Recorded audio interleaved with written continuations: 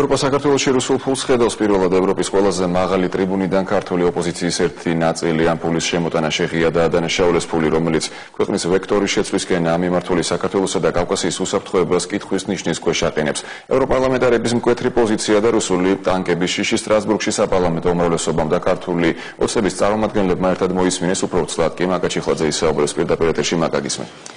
გიორგი, ევროპარლამენტის ტრიბუნიდან პირველად დაისვა ასე ხმამაღლა შეკითხვა, რა უნდა ქართულ ოპოზიციას, უნდა რომ ჰქონდეს სუვერენული სახელმწიფო თუ უნდა იყოს რუსეთის ზეგავლენის ქვეშ. ევროპარლამენტარები ამბობენ, რომ ამ შეკითხვას აქვს არსებობის ლეგიტიმური უფლება, რადგანაც საქართველოში ბოლო დროს შემოდის დიდი ოდენობით თანაც რუსული ფული, რომელიც შესაძლოა საარჩევნოდ გახდეს სისხლიანი დაპირისპირების სამხედრო ინტერვენციის მიზეზი. ასევე ევროპარლამენტარები ამბობენ იმასაც, რომ არის კავშირში ერთმანეთთან საარჩევნო პროცესს რუსებმა დაამთხვიონ სამხედრო წვრთნები ოკუპირებულ ტერიტორიებთან ძალიან ახლოს, რაც ერთგვარი საფრთხის შემცველია, ხოლო ევროპისთვის საკმაოდ მნიშვნელოვანია საქართველოში იყოს მშვიდობა, რადგან მშვიდობა და სტაბილურობა საქართველოში არის მთლიანად უსაფრთხო კავკასიის გარანტი.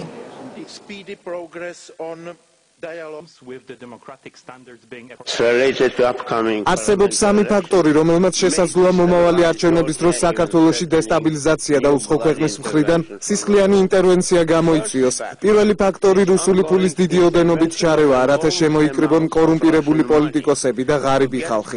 იმისთვის, რომ საქართველო ჩამოაშორონ ევროპულ პოლიტიკას და პრორუსული გეზი დაუბრუნონ მას. მეორე ფაქტორი არის არჩევნების პერიოდში ძლიერი სამხედრო წვრთნები საქართველოს საზღვრებთან. ალბათ ქუჩის დაპირისპირების მოლოდინით. ყველაზე დიდი საფრთხე კი რუსეთის ფინანსური დაღმასვლა და სოციალური კრიზისია. რუსეთის მთავრობა შეეცდება ხალხის ყურადღება, გარეშე მტერზე გადაიტანოს და განაახლოს ომი კავკასიაში. გულუბრყვილობა იქნება იმის თქმა, რომ არ მოხდება გარეშე ძალის ჩარევა, რათა საქართველო ევროპული გზიდან გადაიყვანონ. ახალი პოპულისტური და ნაციონალისტური ძალების გამოჩენამ ლეგიტიმური კითხვები დასვა. მათი ლიდერი ბიძინა ივანიშვილი არის ყველაზე დიდი მეწილე ლუკოილსა და გაზპრომში. ფიქრობ, ეს საკმარისია იმის გასარკვევა, თუ ვის მხარესაა ის.